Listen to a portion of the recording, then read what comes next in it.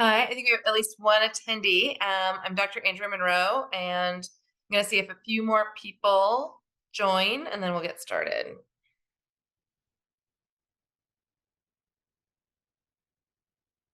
It looks like our numbers are pretty stable, so I am going to go ahead and get started. I'm excited to see that people are here. I'm sorry I can't see you because it's a webinar, but I can see names of attendees.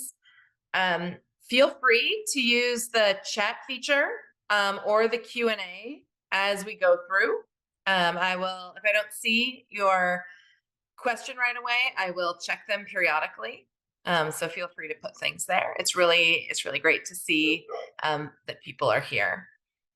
And I have a few things to share, but I also am happy to direct this conversation to things that you're interested in. So if you have questions, definitely put them in. Okay, so I'm going to go ahead and share my screen. Okay, so this is the chemistry info session. So hopefully that's where you want it to be. I'm going to talk all about chemistry, and I can answer about some other programs too, potentially. And I also have another colleague who's in the background who can answer some admissions questions should they come up. So just ask whatever you have. So in the chemistry department, we have a number of faculty members. Those include my colleagues, Dr. Boyson, who's one of our newest faculty members, who does research looking at water and what's in bodies of water in either the ocean or looking at things like the Puget Sound and thinking about the different cycles that happen there. We have Dr. Lytle, who's one of my colleagues. He often teaches general chemistry, which is one of our first year courses, something likely a number of you might be in if you start at PLU. This will depend on what you've already done, and if you're a traditional first year student or a transfer student. He does research into batteries. There's me when my hair was a little bit more pink. I do nanomaterials chemistry, and I'm what's called a physical chemist. Dr. Smirnov is new to our department and does organic chemistry courses. And Dr. Yakelis also does organic chemistry. So they're great if you want to think about drug design or any chemistry involving carbon. Dr. Nas is another one of our wonderful faculty members. He's interested in environmental questions and is often teaching one of our non-majors classes called Environmental Studies, environmental chemistry course. Many of our majors double major in environmental studies and chemistry. And so if you're curious about what you compare with a chemistry degree, I'm happy to answer those questions. Dr. Zukowski is our biochemist. Many students in our program are interested in biochemistry, and so she's an amazing resource. She teaches the biochemistry classes, but also some general chemistry and others as well. Dr. Waldo is a physical chemist like myself, which means he's interested in the intersections of physics and chemistry. Then Dr. Marlis Nesset is our lab manager. She oversees our stock room, and we'll talk about that in a little bit, but she's an amazing colleague. So should you join the chemistry department, it's not just myself who you could interact with, but all of these wonderful people. Some degree options I wanted to go. So in the chemistry department, we actually have a whole bunch of degree options. For what I have here, I realize it probably looks like gobbledygook and it's just a bunch of numbers. But the point is that we have a Bachelor of Arts in Chemistry or a BA. We also have a Bachelor of Science in Chemistry. Most students get that degree. And this comes in 3 different flavors. You can just have a chemistry emphasis, so we call it general. You can have a biochemistry emphasis or a chemical physics emphasis. For students interested in medical school or who are not sure if they want biology or chemistry, the biochemistry emphasis is sometimes a really good choice. And just so you know, if you earn a Bachelor of Science degree, if you take the right set of coursework, it can be certified by the American Chemical Society, which is our overseeing organization in the United States. And so that is just something that we can offer is an ACS certified degree. The point of this slide is mostly that you would need to take quite a few chemistry courses for a degree. In all of our tracks, You need some math. This ends up being the calculus sequence. So you'll need to take a year of calculus. Some people will have done that already if you're in an AP course, but some people need to take other courses to get ready for it, and we can advise how that happens. You'll also need to take physics as a chemistry major. And so we have a 2-semester sequence of physics that has a lecture and a lab. So if people have questions about those, I'm happy to answer them. And you can put those in the chat or in the Q&A. So most people who are thinking about majoring in chemistry are curious about what would I do with this degree. So my short answer is you can do anything. A chem degree is amazing. One, if you have a job that just needs a degree, you can do that one. So you can certainly get an office job, but more specific things that will let you use your chemistry knowledge are things like going to medical school or dental school or pharmacy school or any of those professional health programs that you might want to do afterwards. So if you want to be a veterinarian, if you want to be a physician's assistant, those are all things where you might want to get a chemistry degree. For those, just, it doesn't matter what your undergrad degree is, but when you apply to those programs, they're going to want to know that you've done a lot of chemistry. And so if you do our program, you will have met a lot of the requirements. A number of our students also get really into research, great opportunities in research that I'll talk about in a little bit. And so a lot of our majors actually go to graduate school, either in chemistry or another science or in engineering. And there are master's programs for that, as well as PhD programs.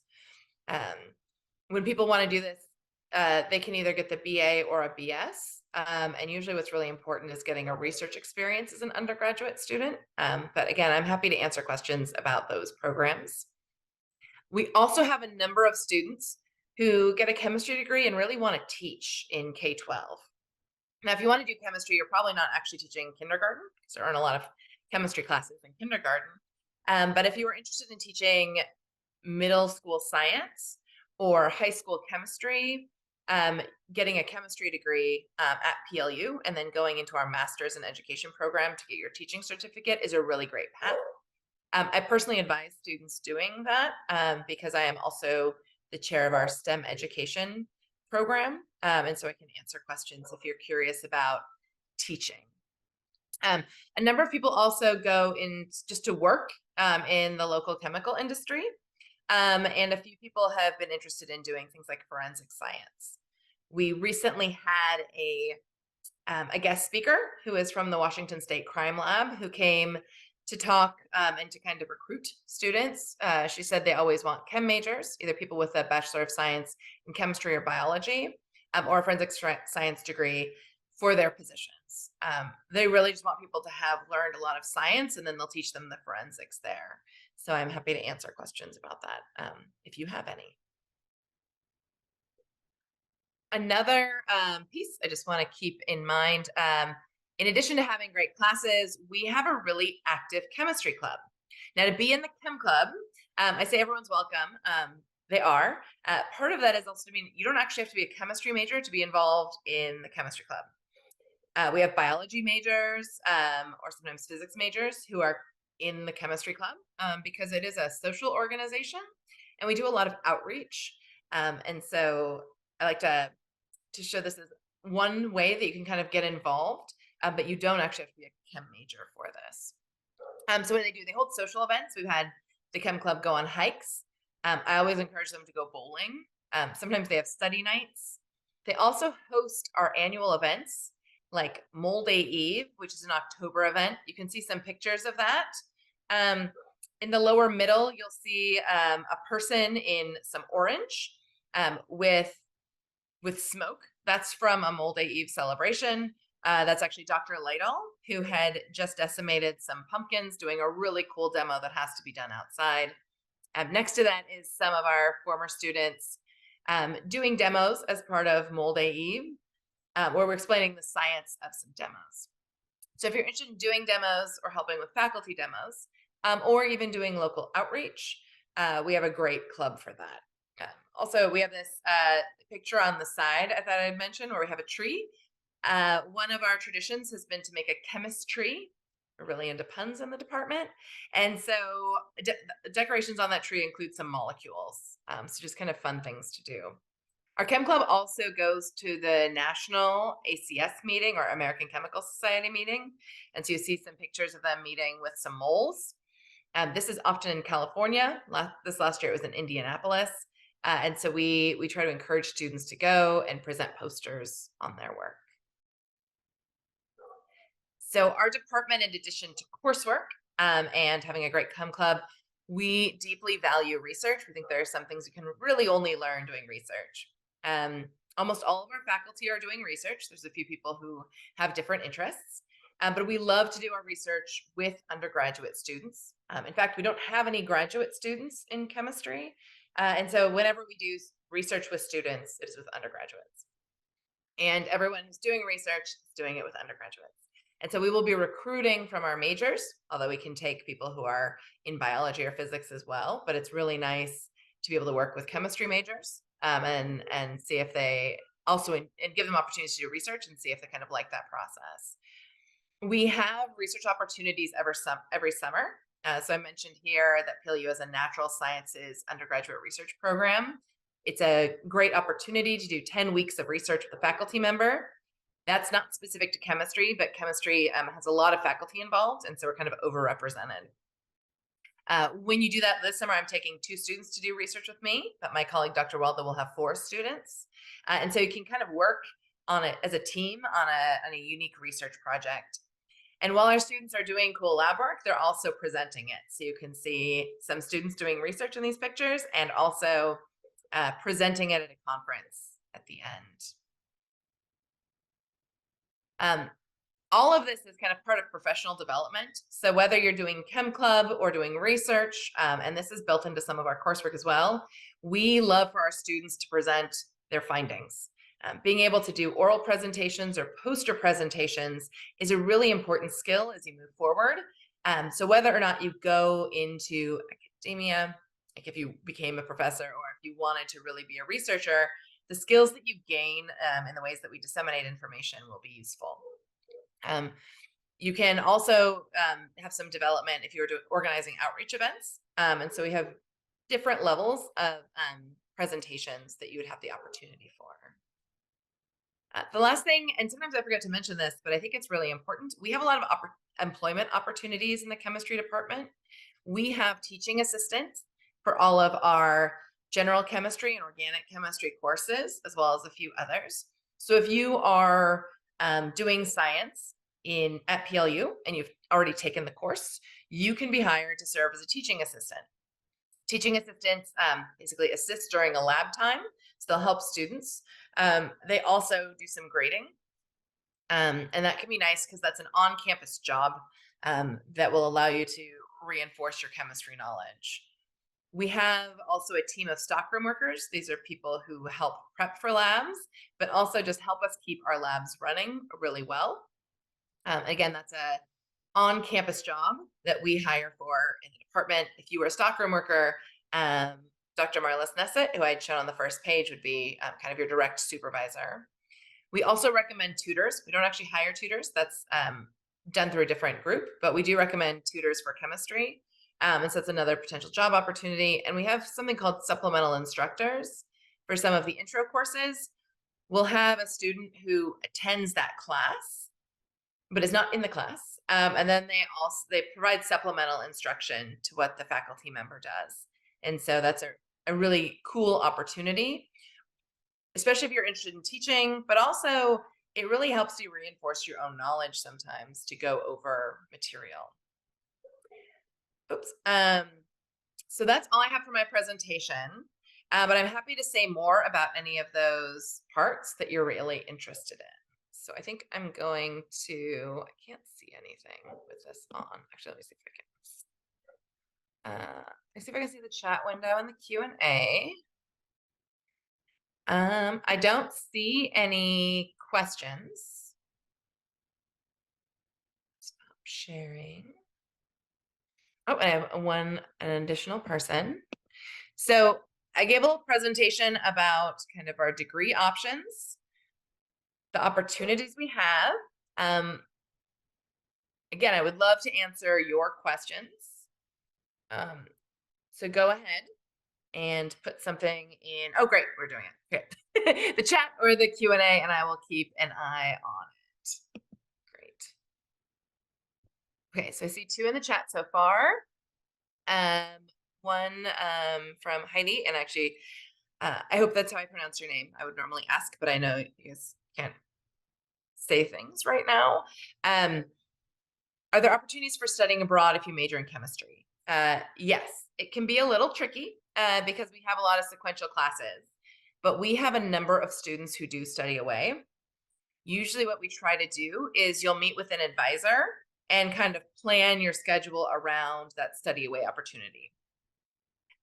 There are some programs where if you go there, you can take a chemistry class and stay on sequence, but sometimes we can also move your schedule around a little bit so that you can still complete everything in 4 years, but maybe not take things a little out of order or out of the traditional order.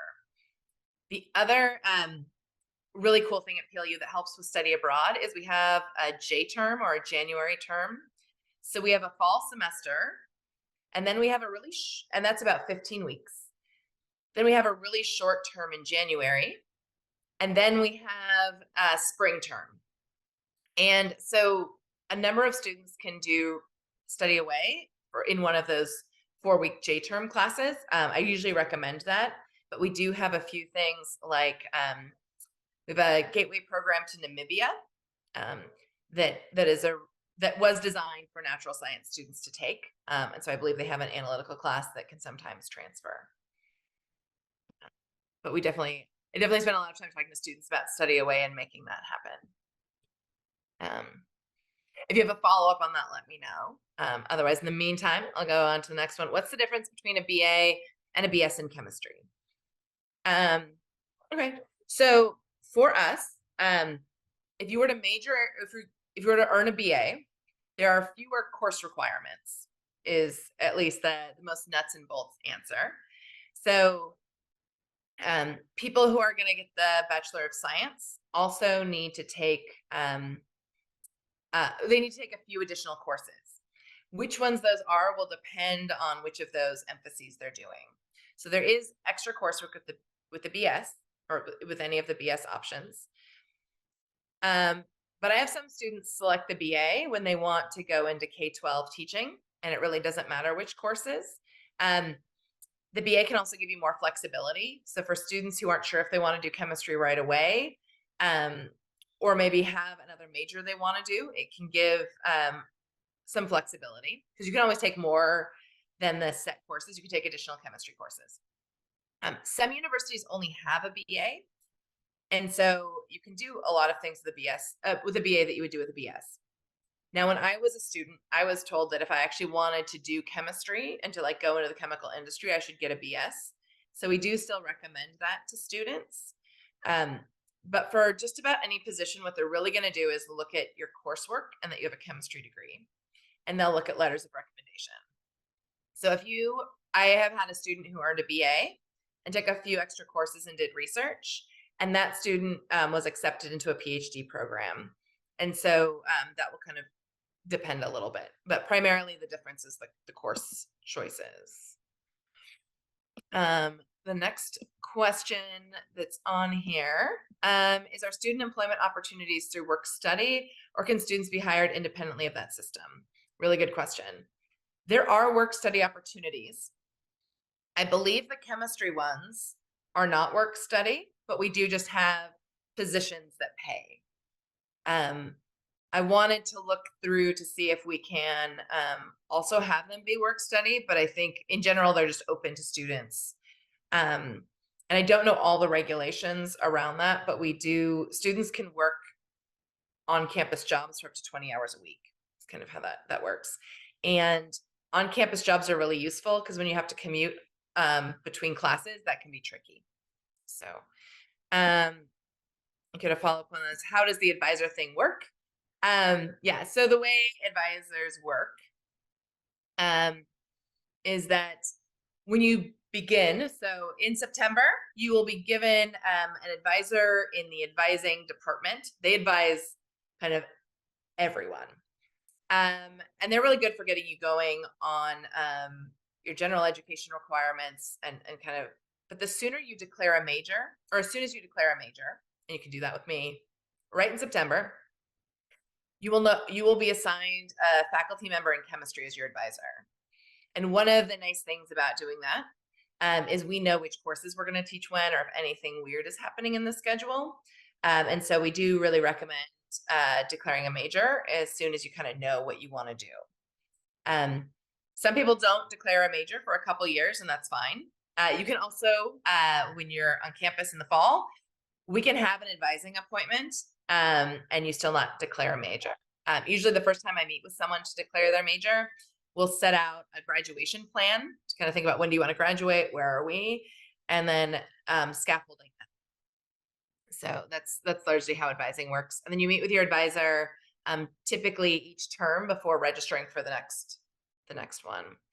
I have a question about biology versus chemistry, but I also have one in the Q&A that I want to answer. So thank you for all your patience as I jump around. So we're interested in a degree in forensic science. With the chemistry program at PLU, be able to give an equivalent experience? Really good question. I think more and more we are seeing students really interested in getting into forensics. I would say that getting a Bachelor of Science in chemistry is what you need if you want to go into forensic science. About a couple months ago, we had a woman who does forensic science for the Washington State Crime Lab, and she's done it for years. She came and visited us to talk to our majors and to recruit majors for the crime lab. And she said at that time that having a BS in chemistry or biology is what they want to see, or a forensic science degree. But any of those kind of work.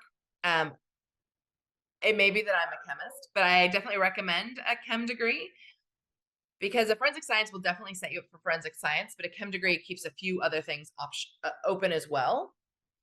Like for people who we have going and doing sampling at somewhere like Fred Hutch or other kinds of places where you may be doing similar analysis.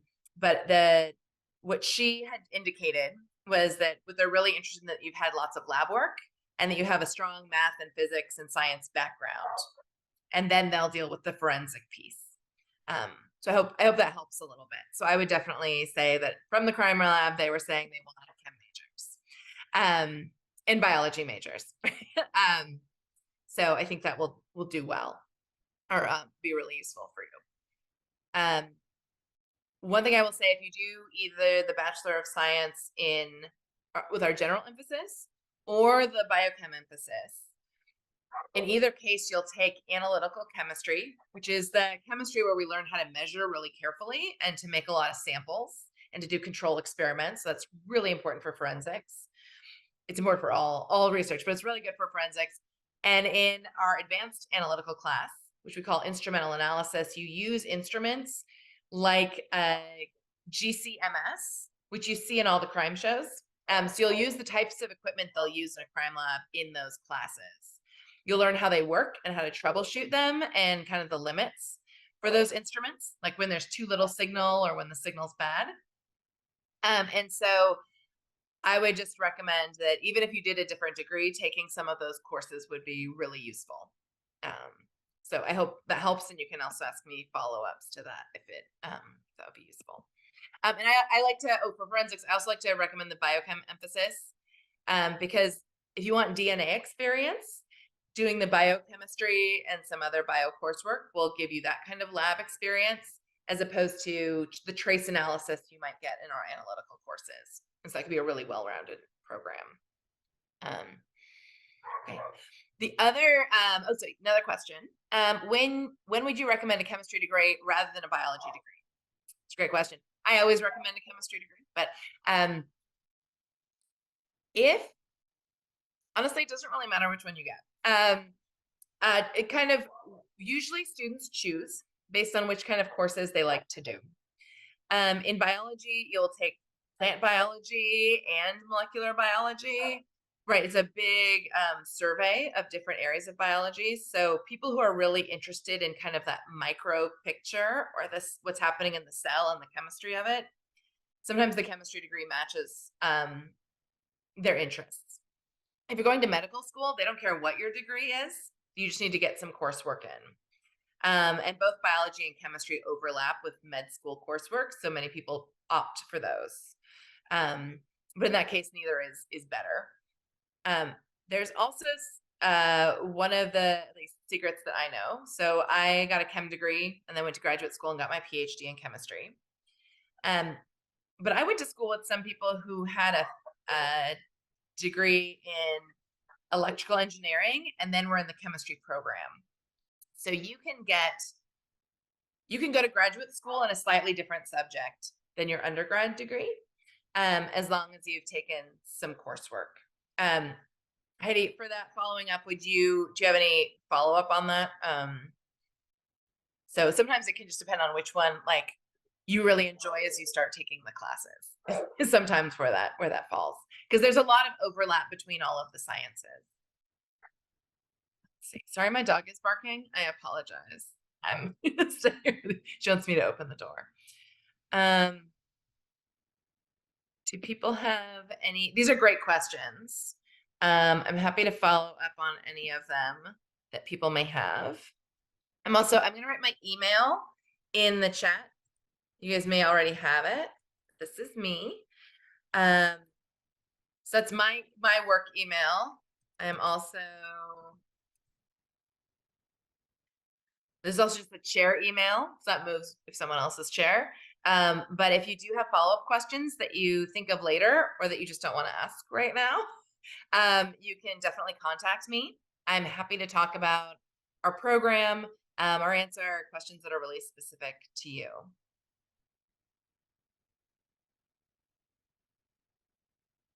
I will say a number of people do double major in chemistry and biology. They usually then do that Bachelor of Science with the biochemistry emphasis. That makes that a little easier to do.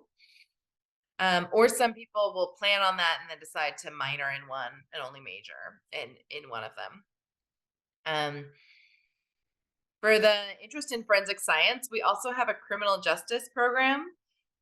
That won't necessarily help to work in a crime lab, but we do have a few students who are majoring in chemistry and getting a minor or a double major with the criminal justice, just to kind of pair those interests. And a number of students do study away with us and either double major or super involved in music. So one of the nice things about coming to a liberal arts college is my colleagues and I and our colleagues across the university really value students having the opportunity to study in very different fields at the same time, which doesn't mean anyone has to, but it gives you the opportunity to kind of dabble and not just do chemistry, unless that's all you want to do, because I got plenty of. Okay.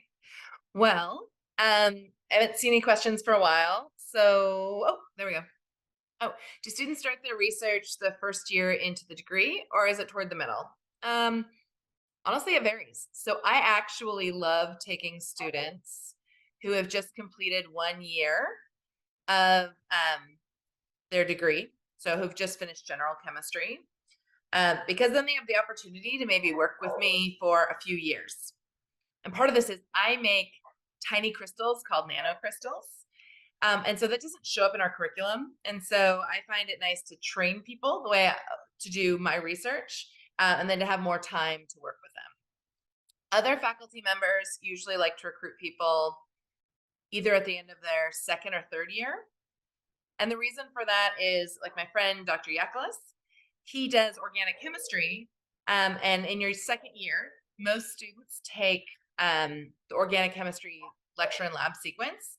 And so you build a lot of skills in those courses that then his students use.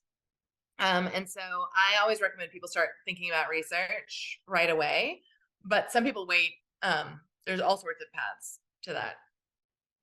So it'll kind of depend on your own schedule and interests.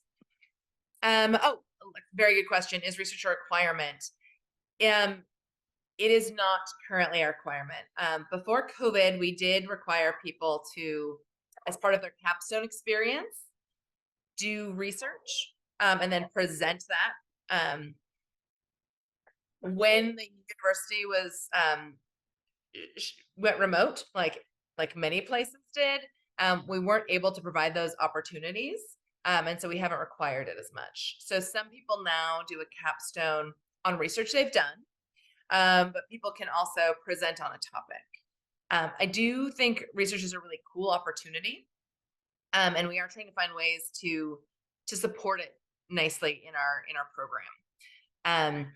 We do have a course for organic chemistry in the second semester.